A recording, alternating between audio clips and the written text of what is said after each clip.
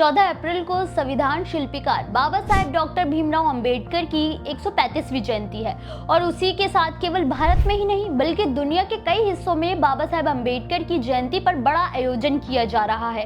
बाबा साहेब का योगदान वैसे तो केवल भारत में ही दिखा, लेकिन उनके ज्ञान, दलितों के लिए उनका संघर्ष और आम लोगों के लिए जो लड़ाई उन्होंने लड़ी, उसने पूरी दुनिया में उन्हें एक प्रसिद्ध चेहरा बना दिया।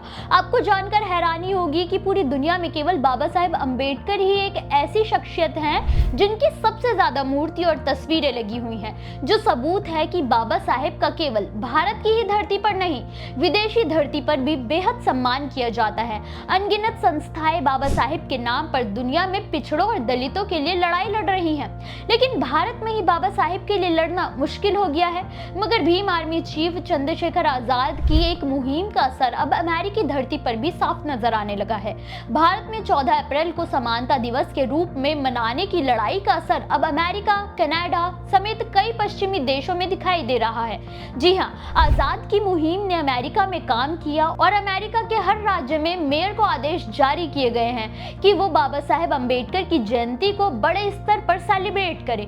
अमेरिका, कनाडा में सरकार की तरफ से नोटिस जारी किया गया है कि 14 अप्रैल को सरकारी दफ्तर और शैक्षणिक संस्थानों में छुट्टी की घोषणा की जाए। भारत में भीम आर्मी चीफ और आजाद समाज पार्टी काशीराम के मुखिया चंद्रशेखर आजाद रावण इस वक्त भारत में दलितों और पिछड़ों का प्रमुख चेहरा बन चुके हैं, जो बाबा साहेब के सम्मान के साथ साथ दलितों और पिछड़ों के हक की आवाज भी बुलंद कर रहे हैं। दलितों के लिए उनके योगदान के लिए बीते साल अंबेडकर जयंती के मौके पर उन्हें अमेरिका आमंत्रित किया गया था, जहां वो अंबेडकरवाद को बढ़ावा देने पहुंचे थे, जिसका असर भी इस साल देखने को मिला है। अमेरिका के साथ साथ आजाद की इस मुहिम का असर यूके, कनाडा, दक्षिण अफ्रीका और ऑस्ट्रेलिया में भी बड़े स्तर पर देखा जा रहा है।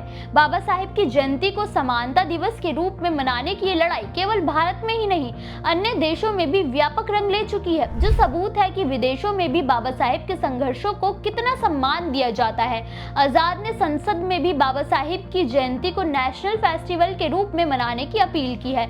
आपको बता दें कि अब तक देश में स्वतंत्रता दिवस, गणतंत्र दिवस और गांधी जयंती को राष्ट्रीय पर्व के रूप में मनाया जाता है, लेकिन आजाद ने दलील दी कि जिस व्यक्ति ने दलितों और पिछड़ों को न केवल सम्मान दिलाने की लड़ाई लड़ी बल्कि सभी को बराबरी का हक दिया, मजदूर हो या महिला, आज सभी सम्मान से जी सकते हैं। उन्होंने एक ऐसा संविधान बनाया जिसे पूरी दुनिया सम्मान देती है। ऐसी शख्सियत के जन्म दिवस को भी राष्ट्रीय पर्व के रूप में ही मनाया जाना चाहिए। हालांकि पूरे देश में पक्ष हो या विपक्ष, सबकी अंबेडकर जयंती पर अपनी अपनी भव्य और विशाल तैयारी है, तो वहीं विदेशों में भी बड़े स्तर पर होने वाली तैयारी ने बता दिया है कि आखिर क्यों बाबा साहेब अंबेडकर की जयंती एक ग्लोबली क्रांति है, जो सही मायने में सबको एकजुट करने की ताकत बताती है, जो बाबा साहेब के समानता और सम्मान के साथ जीवन जीने की अवधारणा को और मजबूत करता है।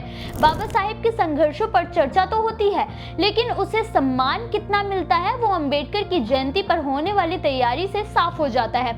आजाद की देश को ही नहीं बल्कि विदेशों में भी कमजोर और पिछड़े तबकों को मजबूत करने की लड़ाई एक बेहतर रूप ले चुकी है।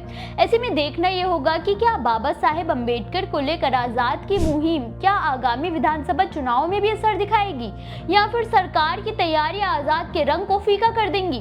वैसे आपको क्या लगता है कि आजाद की मुहिम के बाद बाबा साहेब अंबेडकर के सम्मान और दलितों के लिए बराबरी की लड़ाई और तेज हुई है? हमें अपनी राय कमेंट में जरूर बताएं।